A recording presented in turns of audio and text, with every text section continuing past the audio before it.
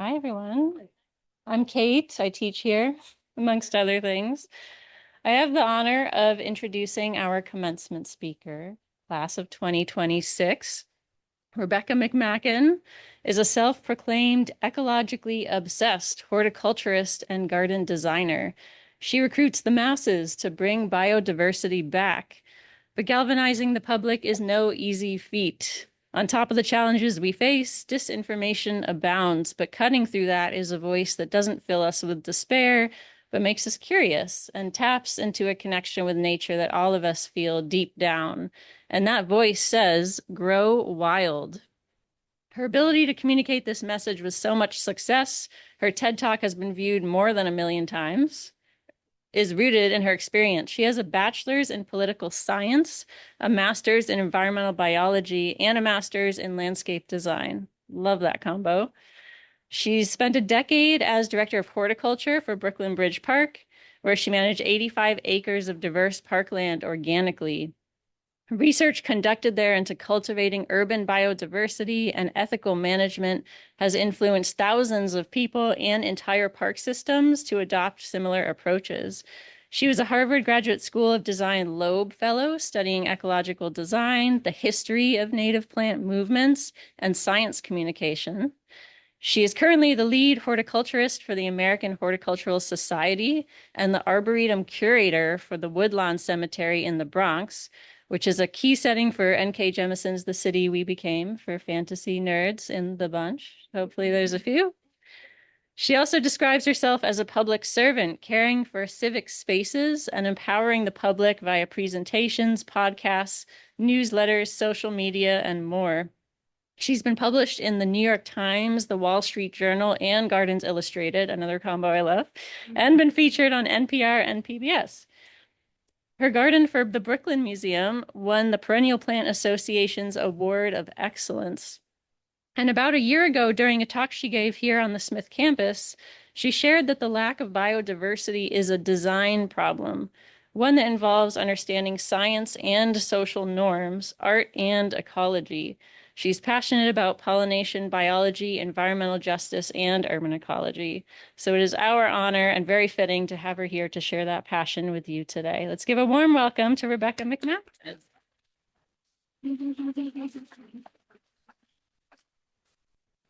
Hi, graduates.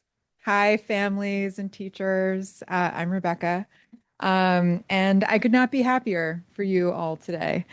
Even though the world is pretty crazy right now, it is impossible for me to look at you having completed this incredible degree, going off to design and grow these beautiful plants, and think anything but how fortunate we all are to have you in the world right now and how lucky you are to be so well positioned to take good care of yourselves, as well as help all of those in your communities. Most people, when they hear about ecological landscape design, or gardening, or horticulture in general, go straight to roses. They think we spend all day placing, planting, and pruning roses. And while we would be absolute fools to avoid any of those lovely tasks, we know that this work is so much more. And so very necessary in this sort of thrilling but also very scary world of flux that we're in right now. There's climate change and tech overlords and just relentless imperialism, while environmental destruction continues unabated. I don't know if you all saw the Supreme Court ruling about glyphosate this week, but it is absolutely wild out there right now.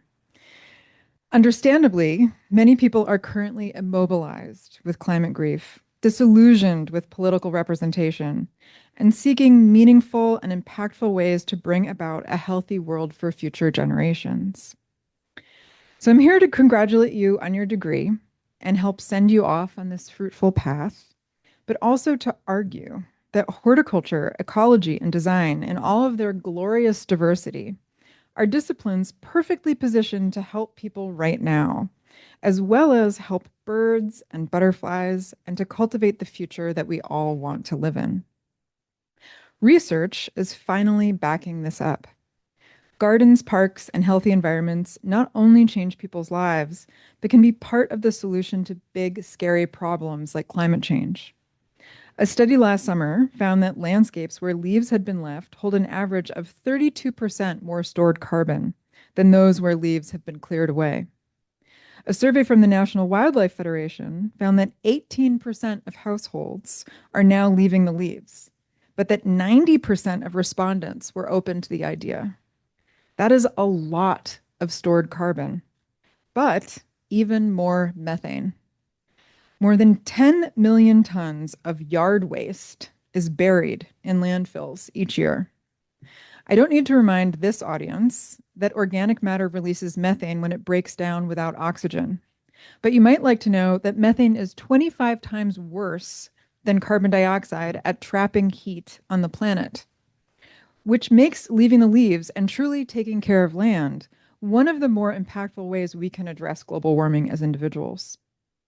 Same with the ecological collapse that we're all in the middle of.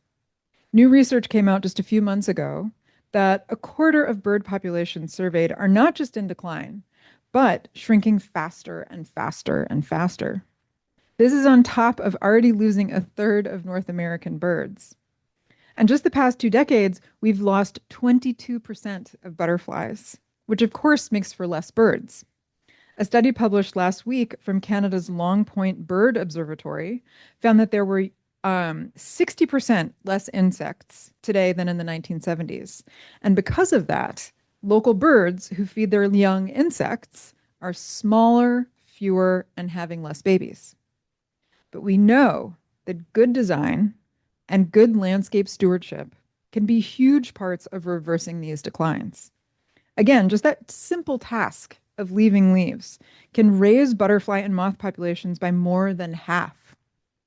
And while we love butterflies and moths, we don't love them as much as bird parents do, who often prioritize caterpillars above all other baby food. The knowledge at the center of this, how to truly take care of land, has been largely lost for so many reasons that always come back to colonialism and this extractive view of the world. But it's knowledge that we here are working to learn and spread. And while much of that work is defensive, protecting functional ecosystems where they remain, there's also quite a lot of work to be done repairing damaged land. And that starts with planning and design, and planting the plants that evolved on the land where we're working, who then invite back these entire ecological communities. In the fall of 2024, a gardener at Brooklyn Bridge Park, Pavel, planted the bulblets of a small pink flower called Spring Beauty. His hope was to reintegrate this charming wildflower into a post-industrial public park that sees more than 5 million visitors every year. 6 months later, in April, the flowers bloomed for the very first time. And immediately, every patch was visited by the Spring Beauty mining bee, and a tiny, adorable specialist bee who can only feed their babies the pink pollen from this one spring ephemeral. And somehow they found it amidst buildings, highways, and the East River in the middle of the largest city in the country. This population is currently the only known occurrence of the Spring Beauty mining bee in all of Brooklyn. They were just missing their flowers. Ecological landscape design is a practice that entangles people within our environmental communities and encourages us to embrace our roles as caretakers of the land.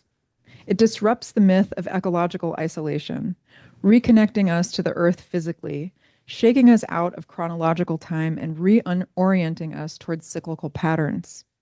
It's a revelation for many people that they need not necessarily be a blight upon the land, as we are led to believe, but are capable of helping, planting flowers and befriending birds. These small acts are a generous and gentle activism based on community and repair. They cultivate awareness and empathy, blossoming through the alienation that we are fed every day. I see ecological gardening as the prettiest form of direct action possible. It is deep and transformative work grounded in hope. So it makes sense that a full third of Americans have planted native plants specifically to help wildlife. And we have the land to make real environmental impacts. Private American yards make up an area the size of 3 Texases, while public parks and gardens and campuses add to that substantially. Even people without access to land have a role to play. Research out of Chicago found that pots of milkweed on a city roof can attract and support monarch butterflies. But as much as this work is critical for the flora, fauna, and fungi around us, it is also absolutely necessary for humanity. We deserve to live in healthy, vibrant ecosystems. We need to live in them. There was a study out of Finland a few years ago where researchers went into daycares and ripped up hardscape play areas, replacing them with gardens, raised beds, and tiny little forests for the kids. They saw the immune system function of the children skyrocket within just a few weeks. There was another study just over a decade ago by the Urban Health Lab in Philly, in which designers and gardeners worked with communities and neighborhoods experiencing high crime rates. They cleaned up abandoned lots and put in parks and gardens. Researchers then saw gun crime on those blocks fall by 29%. Even when we consider simple emotional health, we've seen parks and gardens lower stress, help people heal from injuries, and even foster a sense of belonging. Apparently, birdsong makes a huge difference in people's lives, as does the ability to watch grass blowing in the wind. And you can feel it when you're in a healthy environment if you pay attention. I have this sort of grand theory of everything that at the base of all of our issues is alienation. This myth that we're separate from each other and from the trees and from the foxes. And it's that myth that allows competition and exploitation to become dominant paradigms, where communities are pushed aside for individual self-interest and humanity is the only species that matters. The news we read is almost entirely about us. It's always struck me as fundamentally lonely, like we're living on the moon. But ecological gardening changes that. When we know the names of the trees and the rhythms of the flowers, suddenly we're part of this whole neighborhood that has always been there, but we were just ignoring. Because ecological gardeners and designers aren't just aware of all these new friends around us, we're literally part of these communities. We plant berries for the birds and mulch the trees, and it becomes this beautiful mutual flourishing. And that can heal alienation and loneliness. As much as I can't stand it, I have to be on social media for a whole bunch of reasons. And I've been shocked at how good algorithms are getting at figuring out what I, a committed neo-Luddite forest hag, want to see. Moths of the world, milkweed tattoos, middle-aged women with bangs. It's incredible. And it's all so useless and fake, and I feel like a tiny fish at the bottom of the ocean, dazzled by the sparkling light that they don't realize is connected to the giant waiting jaws of an anglerfish. It really feels like everything that is solid is melting into the air. There's an ancient Latin phrase of panem et circenses, bread and circuses, referring to the sorts of appeasements those in power dole out to keep people compliant through entertainment. Meanwhile, the systems we've lived with are just falling apart. From search engines to mainstream media to academia to the entirety of the social safety net, it's all breaking down. And it's scary. And there's wars and fires and droughts and literal fascists on the march. There's a famous phrase from Antonio Gramsci that the old world is dying and the new world struggles to be born. Now is the time of monsters. And it's pretty easy to look around right now and see those monsters. But I always take solace in the fact that times of great upheaval are also times of great possibility. And I encourage you all to take this moment very seriously. There are possibilities right now that have not existed in the past, and we happen to be here for it. Some people are engaged in the important work of breaking down old and no longer helpful systems and paradigms, while some of us are called to grow new ones. Gardeners, ecological designers, planners, organic farmers, foragers, and herbalists. It's abundantly clear that all of you are actively working to cultivate a healthy, beautiful, interconnected future for your communities, both human and otherwise. And it's real work. real connected hands in the dirt work that can be healing for those of us doing it as well as for those we do it for. Life is literally better with flowers and butterflies and birdsong. It's not enough to touch grass anymore. People have to get their hands dirty and plant those grasses themselves. And I truly believe that jobs that are fundamentally real and timeless and important, like gardening, will be revealed as some of the most stable in this quickly shifting world. Of course, none of us here are driven by a sense of dutifulness alone. At the heart of every single landscape is beauty and joy. And that is absolutely central to this work. It is in no way frivolous. Poet and civil rights activist Anne Spencer created a garden in Virginia that provided respite to W.E.B. Du Bois, Langston Hughes, Martin Luther King Jr., and Zora Neale Hurston. Spencer's garden was a sanctuary so that these incredible people could recharge, reconnect, and go back out into the world. I also have it on good authority that outside of the Cherry Blossom Festival, the single busiest week that the Brooklyn Botanic Garden ever saw was the week after 9/11. These landscapes provide so much more than flowers. The beauty we create and the joy we share is something that everyone deserves. There's an old socialist rallying cry of bread and roses that I've used to guide my work for the past 2 decades. It refers to the fact that people have a right to bread and the basics of a dignified life, that everyone deserves food and housing and healthcare, but they also deserve roses, the beauty and art that makes life worth living. And that's really our job, providing roses for the people and the bees and the many caterpillars who eat rose leaves. My life before I found ecological gardening and design, I have to admit, was incredibly fun and ridiculous. It was filled with fashion and roller skates and dance parties, but it was far less meaningful and rewarding. Thankfully, I found my way to this work following these threads of botanical knowledge. I met someone in grad school who told me the Latin name of southern magnolia. For some reason, that romantic binomial, Magnolia grandiflora, just enchanted me like a spell.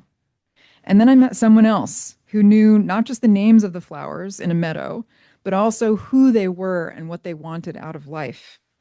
And the moment I met them, I knew these people had this special magical knowledge that I wanted and absolutely needed. And I chased those threads. I asked millions of questions and read hundreds of books and searched out the authors. Many of them answered back. I was like a dragon, hoarding all the flowers and butterflies I could find. I found a guy who knew more about trees than I even knew was possible, and we now have a 12-year-old son. And I still meet people all the time who have this knowledge, and it's like a fire that I'm drawn to, and I'll do everything I can to engage and learn from them. But at some point, I realized that I had finally gotten a functional amount of information and experience, that I knew things about berries and birds that I could turn around and share with others. Spreading that knowledge is now a responsibility that I take quite seriously. I'm not just learning from me, but trying to grow this entire practice. As graduates of the Conway School Program in Sustainable Landscape Planning and Design, you are also now people who have this knowledge. Obviously, learning is never done, but you know what you're doing and you're out there doing it. It's your job to learn as much as you can and hold it and nurture it and grow it and then share it with people who are ready for it. Because we're not just growing plants, we're growing an entire movement, as well as a very old and very new way of relating to the earth. Some of the landscape practices we use right now go back thousands of years, while many have been developed only recently. In order to get there, we've had to look at the state of horticulture and ecology and landscape architecture and just interrogate all of it, questioning whether or not these practices are truly ecological and socially beneficial. This is work that is never static and never complete. It changes with the weather and adapts to the climate. I always laugh a little when people say they're master gardeners, because gardening simply can never be mastered. And that is one of the benefits of choosing this discipline. It's endlessly complex, evolving, and beautiful. There's real money to be made if you want, but the rewards are better measured in the chrysalises you find and the baby birds you help feed, as well as the practices that you will discover. You may have heard of stem stubble, where we cut stems to 18 inches to support stem nesting bees, or soft landings, where we replace mulch tree rings with native ground covers so that caterpillars have a safe place to land and pupate. They're wildly popular practices that were both developed by one passionate person, Heather Holm. And all that research on leaving the leaves, that was Max Ferlauto. And we're all familiar with the contributions of Robin Wall Kimmerer and Douglas Tallamy. All of those people are, of course, backed by whole networks of research, decades of observation, and centuries of indigenous knowledge. But they've changed everything, and there's room for so much more. There are literally millions of charismatic flowers, beetles, trees, and of course, butterflies out there just waiting to have their stories told, to have their life histories considered so that we can adapt our land care practices to them. So I'd like to encourage you today to pick one. Find one species to befriend and know incredibly intimately. Track them on iNaturalist, watch their eggs hatch, sit and delight in them visiting a flower. This is the work. This is how we figure out how to manage ecologically. It's literally staring at flowers. Be careful because you might reach enlightenment in the process. Right now, I'm chasing great spangled fritillaries all around my yard. They lay their eggs on fallen leaves next to their host plant, violets, in late summer. The caterpillars hatch within weeks and seek shelter in the leaves where they overwinter without eating a single bite. They only emerge to feed in the spring at the exact same time the violet leaves emerge as well. I'm watching the adults nectar on my echinacea, and I'll be crawling around on my lawn in a few months looking for eggs. But I'm convinced that this butterfly has a story that can help. That's when I know it all the way, it will encompass the importance of host plants, shrinking and diversifying lawns, leaving the leaves, and planting native flowers, all through the story of this lovely orange butterfly who people already love. And again, they're just one species. There are fireflies, walking sticks, tiger beetles, tulip trees, orchids, and cedar waxwings, all waiting for you to figure out how we can support them. And I can't wait to learn their stories from you. Thank you so much, and congratulations, everyone.